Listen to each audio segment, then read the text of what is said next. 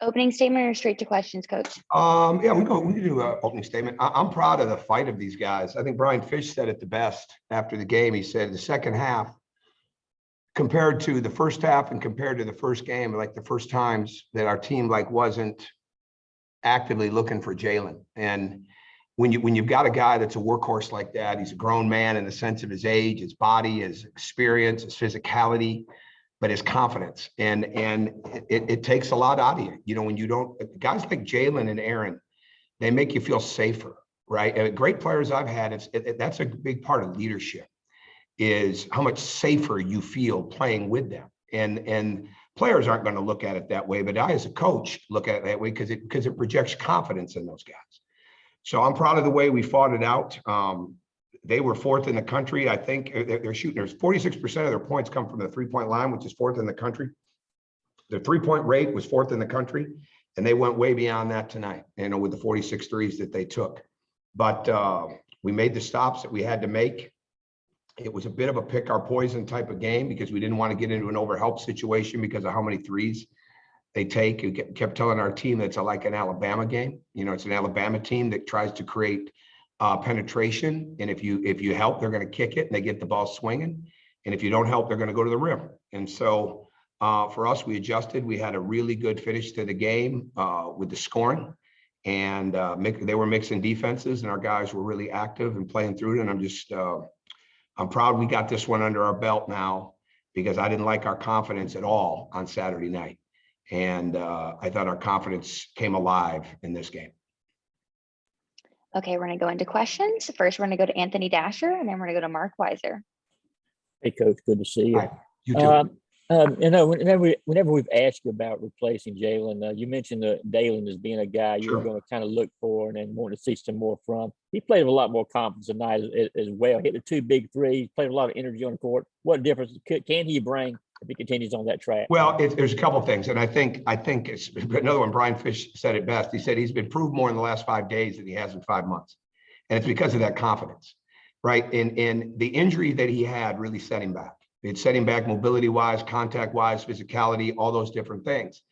And so really, as we started to see Dalen more in the summer and in the fall, we're starting to think, okay, this could be January before he can be helpful. And we use Keon Ellis as an example from Alabama, even though Keon hadn't been hurt, but it took a little bit of time for a junior college player to really get adjusted to it. I think Dalen would have been fine earlier on if he was fully healthy, but he hasn't been. And I think you're going to see more athleticism come out and even things like that. But I thought the first or second 3 that he hit, you could just see a glow in him. I know I slapped hands with him as he's running down the floor. I mean, I'm just so happy to see that because he's not overly confident yet at this level. And for him to be successful, he's got to have that confidence. So he started to show it. So when you look at the game and you look at the 2 guys that are playing the 4 spot, Noah with 11 rebounds, like, I don't know if he did that since grade school, right? But somewhere back out west, he might have had 11 boards in a CYO game in the 8th grade, but he did a fantastic job. And we moved him around tonight. But for those 2 at the 4 spot to combine for 16 and 20, after going, I think 17 and 10 the other night, that's good. That's good. And because Noah's played that position for us and Dalen hasn't played those minutes. And I thought we did a good job of subbing Braylon more earlier. You know, we've got 2 people on that right now on the bench because we've got a guy pushing him to go harder and we've got a guy looking and say, when do we got to get him out? Because we need him, right? We need him. And he's just where he's at. He's not able to play long stretches, but he had enough to really do a great job at the end. And again,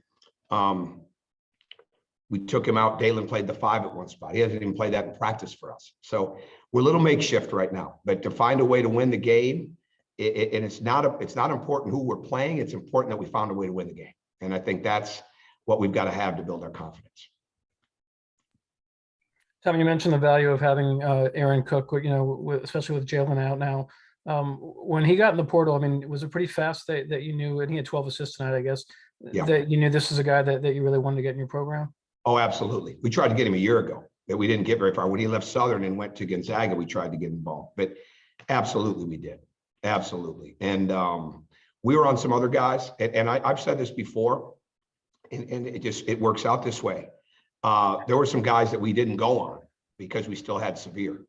And that was really, at the end of the day, the only thing that I was concerned about is okay, are we going to be able, Sabir's good, are we going to be able to replace him? Because what I didn't want to do is bring in another small guard out of the portal, and then all of a sudden Sabir's gone. And so for Aaron to be available, for us to beat the schools that we beat to get him, like Arizona, it came down to the two of us at the end. St. Louis was in it, Wake Forest was in it. That was big because he had a really, really good second half for us. But we're glad to have him. Our last three signees were big tonight: Aaron Cook, Dalen Ridgenell, and Kerry Oquendo. Okay, next we're going to go to Lance McCurley and then Jack Leo, and then we're going to finish out with Drew Beal. Just kind of another question about Dalen. He's very soft-spoken. I think that was the first interview that I've gotten to interact with him. Just kind of Might have talk been about his first him. interview ever. Yeah. No, he's a Kind of great talk kid. about his. Let me tell you another thing about this kid. Let me tell you another thing about Dalen. Okay, from junior college, he just busted out a 3.1. Right? I mean, that's some impressive. This is not an easy school. Okay, for those of you that go here, you know that this is not easy. And we just had a semester. It's the best semester that we've had. And for a kid like Dalen to come into this school and get a 3.1, that's even, when I found that out tonight, I mean, that's even bigger to me than what he did, almost getting a double-double in 12 minutes. But he is soft-spoken, but he's humble, he's hungry, and he's a rarity. He's a rarity in society today as he asks questions. He knows he needs help when it comes to the tutoring and the mentoring. If he doesn't understand something, he asks. And that's what's beautiful about him. He's got a humble spirit. He's got a great heart, and we're happy to have him.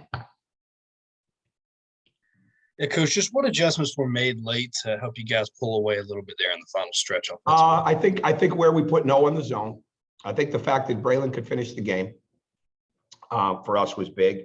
I think Cario was attacking the rim, and that made the threes better. I just think the way we passed the ball. I mean, couple first, and I'm not sure I've coached against a team that took 46 threes.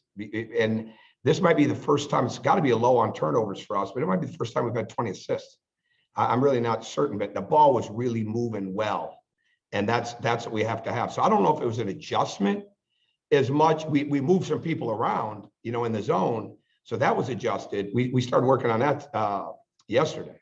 But I think the fact of the way that ball was moving inside out, we had 48 paint touches, which was the high for us. And eventually we want to get into the mid 50s, but 48 was high. 43 was our high previously on Saturday night against George Mason.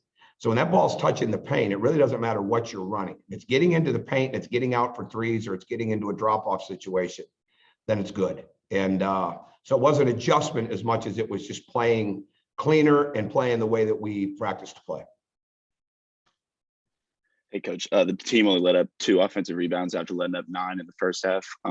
You did that in large part with a small ball lineup on the floor. Can you talk a little bit about how some guys were able to come together and rebound as a team? Yeah, that's big. And they got more 2s, right? I mean, they were getting the 3s, and we didn't guard the dribble as well. But what we were really into is not overhelping, and because that's when they just start spraying the ball around.